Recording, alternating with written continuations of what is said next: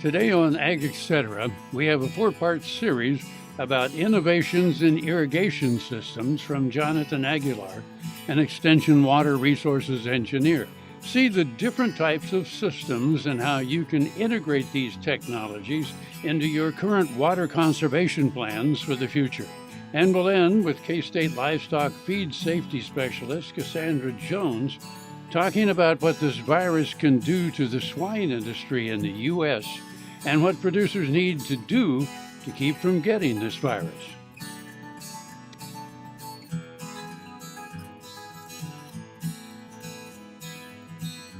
Closed captioning brought to you by Ag Promo Source. Together we grow. Learn more at agpromosource.com. This segment brought to you by Kansas Regenerative Medicine. Your stem cells, your health, your life. Good morning, everyone.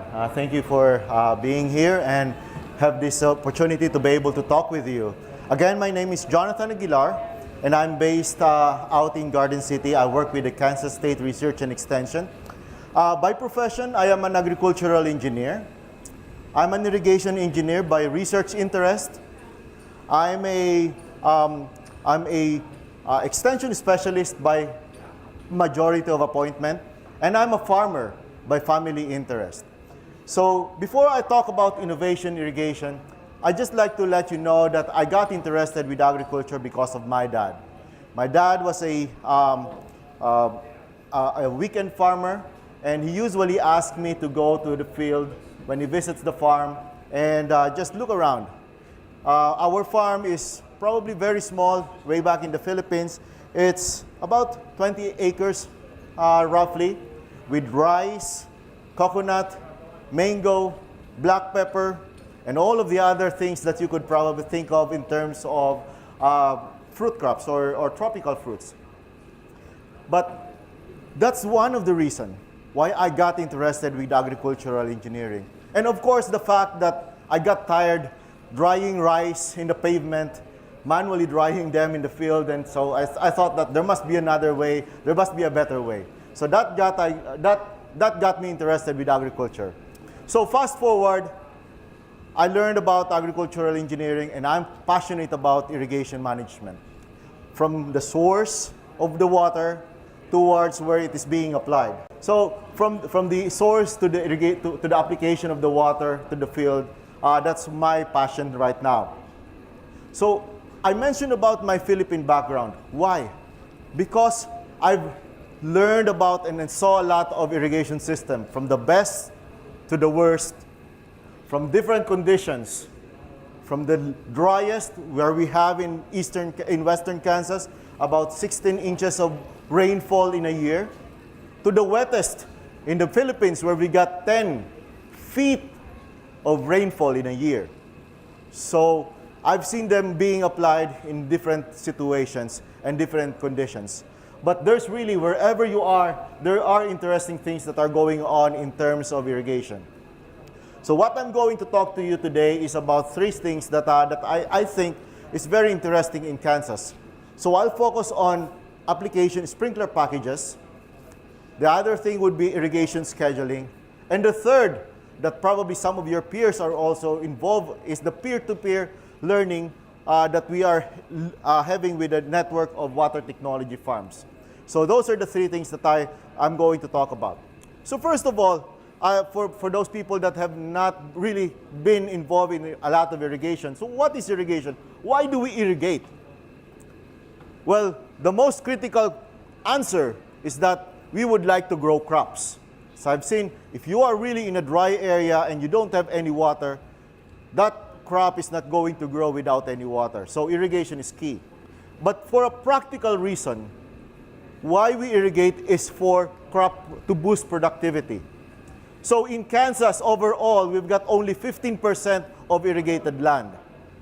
But that 15% actually contributes about 30% in terms of our state economy, in terms of crop production. So there is a way that we could probably boost the production by just the irrigation system. So those are the key things that I'd probably talk more about as we go on to the day. Watch Ag AM in Kansas online at agaminkansas.com. The new Better Horses Network is worldwide, presented by Lucas Oil, featuring worldwide radio and TV with iconic hosts like Al Dunning, Sharon Camarillo, Ernie Rodina, Lindy Birch, and Craig Cameron. With American Cowboy, Horse and Rider, Brushy Creek, Cavenders, and Ride TV. Worldwide radio and TV, the all-new Better Horses Network. Ag Promo Source is a unique group of marketing specialists with one mission: help your ag business grow. Each affiliate has their own area of expertise, and they work together to bring you advice, products, and services. To get started, visit agpromosource.com. Ag Promo Source. Together we grow. This segment brought to you by Kansas Wheat. Learn more at rediscoverwheat.org. So what's really interesting about irrigation field right now? So there's a couple things that are going on. So an irrigation system pumps water. In this case, it pumps water from the ground or from any other source, and it tries to deliver that water to where the crop is for beneficial use. So it's going to apply that water for the beneficial use. So in our toolbox of irrigation system, we've got the best and we've got the worst. For the worst, we've got the irrigation. The surface irrigation is probably the least efficient of all of the irrigation systems that are out there. So think of me as the water that is being pumped by an irrigation system. So if I am being applied in the field using a surface irrigation system, half of me is going to be lost, either through the canals or through the other means of losing it. So half of me is only going to be used by the crop. So the best tool that we have, irrigation system that we have so far, are what we call the subsurface drip irrigation. So these drip tapes are being buried below the ground, and it applies the water right where the root zone is. And that way, the water is being used efficiently. So with this system, subsurface drip irrigation, we've got about 98% of water being used by the crop. So it's like me, almost on my hairline in terms of efficiency. So if my hairline goes up, that's probably going to increase the SDI efficiency anyway. But in Kansas, 9 out of 10 of irrigation systems are actually center pivot, similar to what I'm showing out here. So most of our irrigation system out here in Kansas are center pivot system. They are somewhere around 85 to 95% efficient. So somewhere around my neck to around my face is where the efficiency of that system. So most of the water are still being utilized by the crop. So why are we focusing on the application method, sprinkler application in terms of the efficiency? So as I mentioned, center pivot, 9 out of 10. So we're trying to focus, okay, is there a better way to apply that water using a center pivot system? So in most cases, many of the farmers are using a bubbler type. So the bubbler type are very similar to this one, and that they just gush that water. And I think you will see some of this later on in the video. Some of the water are just gushing from a drop, and almost similar to one of this, it's almost dropping the water on that particular system. So what it does is that it reduces the evaporation, the drift. However, it increases the susceptibility for deep percolation and runoff. So those are the types of possibilities that could happen. Hi, I'm Kim Mandring with Hardy Insurance. I'm here to help you with all of your farm and ranch needs. When it comes to protecting your operation and your family, you need a name you can trust at a price you can afford. Call me today or visit hardyaviationins.com. Sure Crop Fertilizers was started by my father, Don Sherman, and my mother, Shirley Sherman. Family business that started in the 80s. We predominantly focus on plant nutrients and what we can do to give growers better responses for with the fertilizer dollars that they do and what we can do to make those things work better for the grower. We're based out of Seneca, Kansas. We work with growers in their soil analysis to figure out what they need, and then we can put those in a blend that gives them the best results, and so that we can deliver that direct to their farm so that they have those nutrients where they need them, when they need them, and so that they can apply them in a manner that's very efficient to them and works well on their planting systems and what they're doing. Sure Crop Fertilizers has been around for a long time. We always say we're big enough to take care of everything you need, but yet we're small enough to do it quickly. You can get a hold of us at 1-800-635-4743. Our website is surecropfertilizers.com, and you can always email me at Corey@surecropfertilizers.com, and with any questions you have, we'll be glad to answer it and work with you. Are your cows practical or profitable? If you want them to be both, come to the Dale Banks Angus Bull Sale Saturday, November 17th near Eureka, Kansas, selling 140 yearling and coming 2-year-olds who have spent their days on the rugged pastures of the Flint Hills. For 114 years, the Perriers have been focused on providing hard-working, balanced trait bulls for progressive cattlemen nationwide. Make plans to join us November 17th or pre-register to bid online. For more information and to view our catalog, visit www.dalebanks.com. This segment brought to you by Sure Crop, liquid crop nutrition delivered right to your farm. So we've got, you probably heard of mobile drip irrigation or dragon line for most of the, for the businesses. So it's essentially putting drip lines on a center pivot and it's being dragged around. So it's almost like a bubbler, except that it has more hardware and management that has to be dealt with by the farmer compared with a bubbler and a spray. So many farmers are right now also trying different types of sprinkler packages, like what we call a moving plate, the bubbler or moving plate, and many different manufacturers have different variations of this one. So these are the two, and then the other one would be something like this. So there's a lot of engineering going on here, but in most cases, the application is able to apply this water uniformly across the field.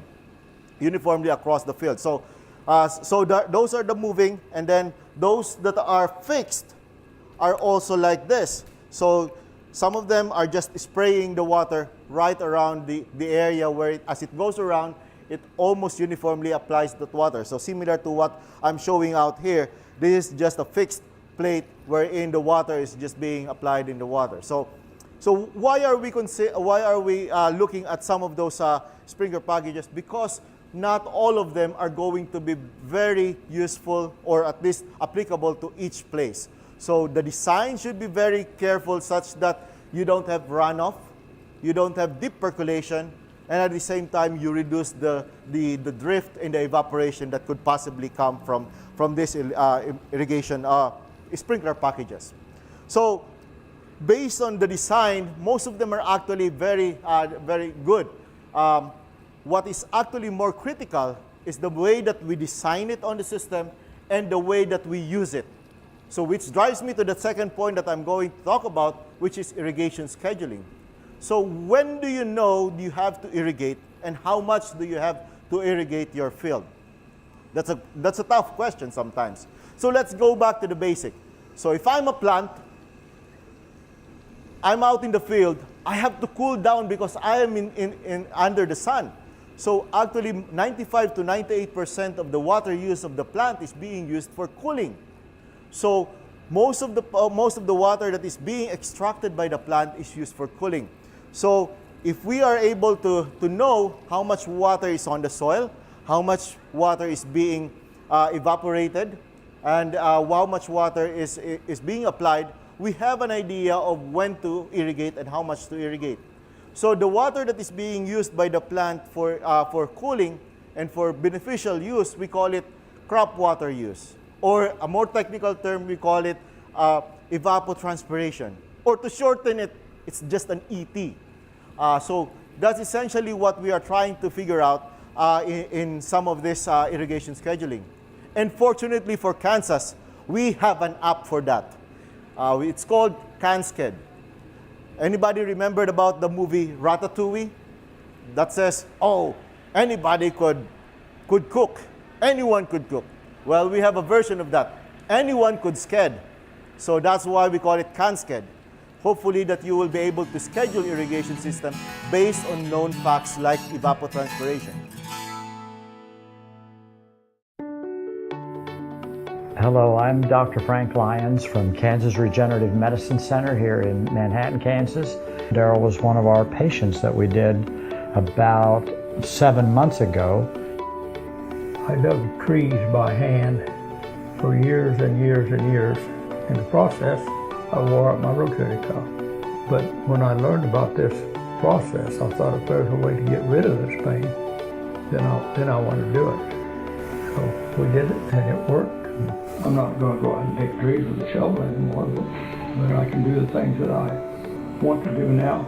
Well, it's been very gratifying to help people with their painful joints and other entities. And it's been especially gratifying to be able to help people who I know and have worked with and known for many years.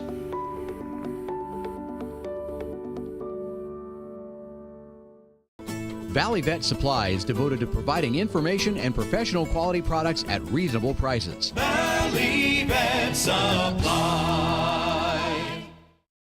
This segment brought to you by Kansas Corn. Learn more at kscorn.com. So that's one.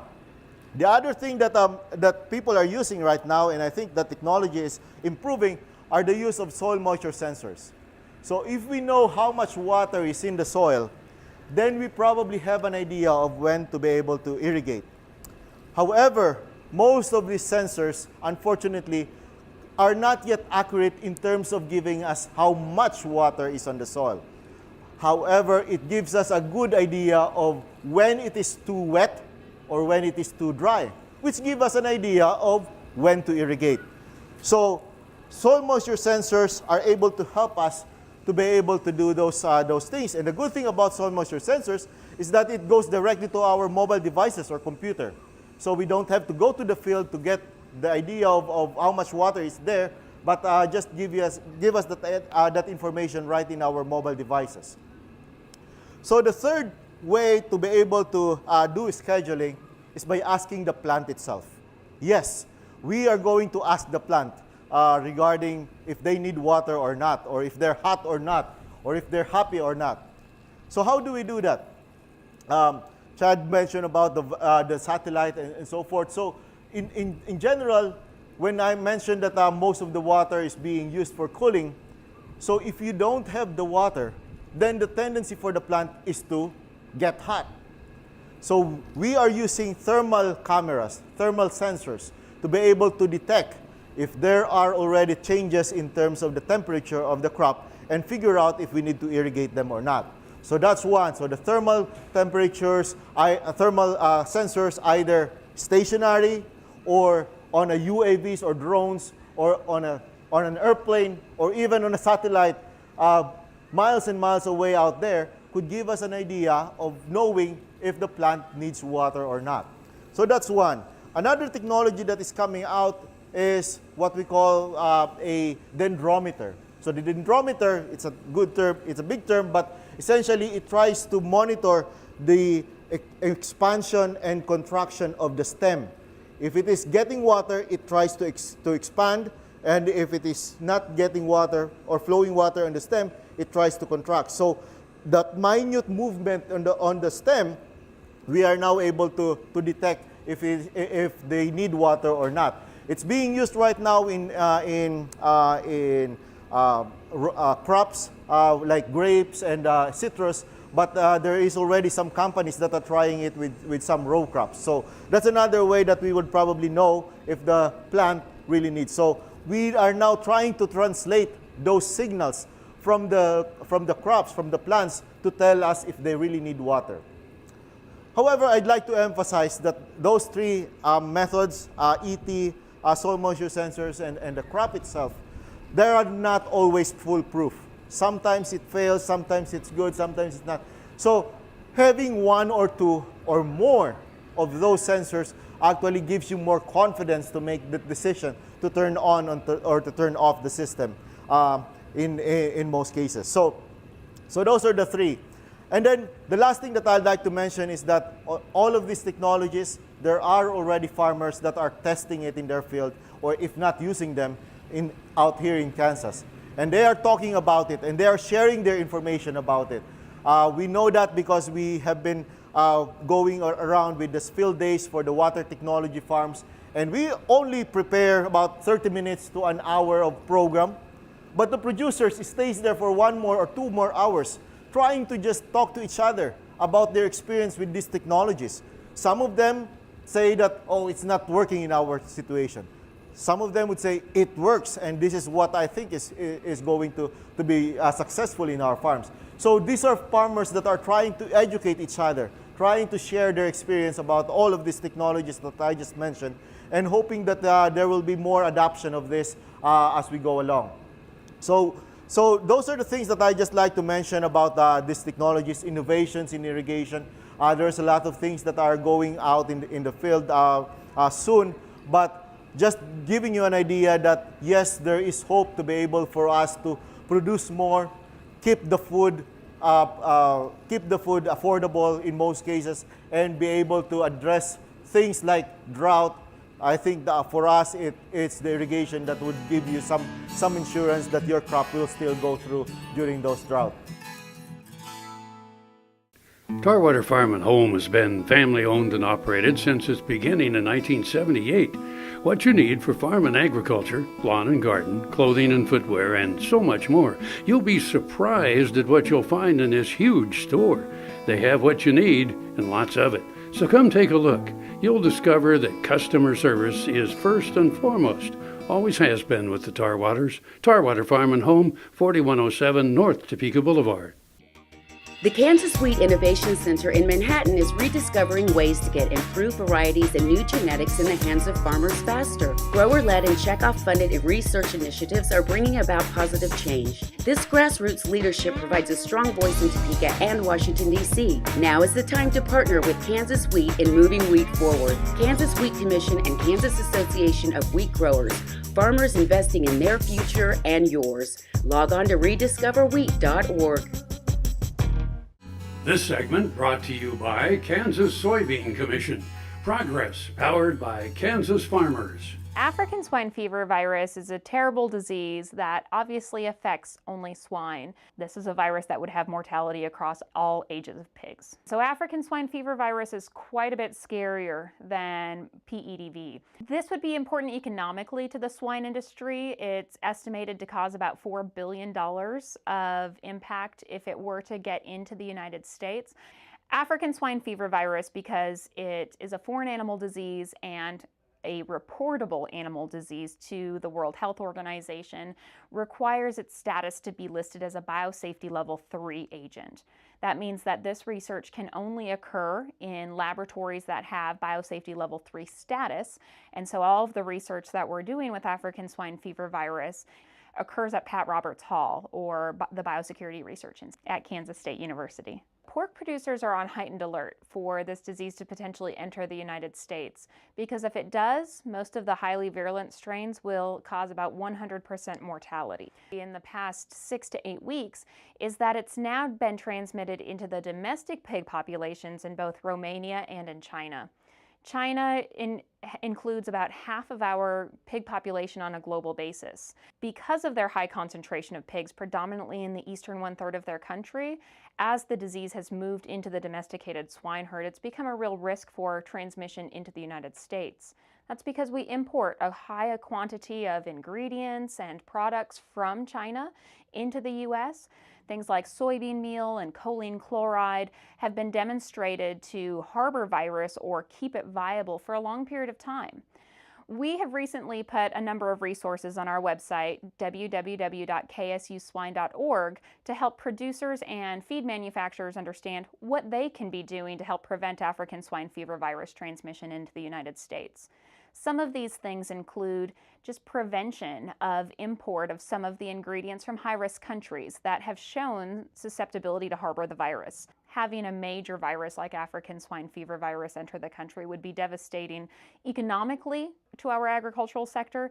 It also, I think, would be very damaging from an emotional perspective as we think about about 100% mortality to those affected domesticated herds with no vaccine and no potential treatment. Closed captioning brought to you by Ag Promo Source. Together we grow. Learn more at agpromosource.com.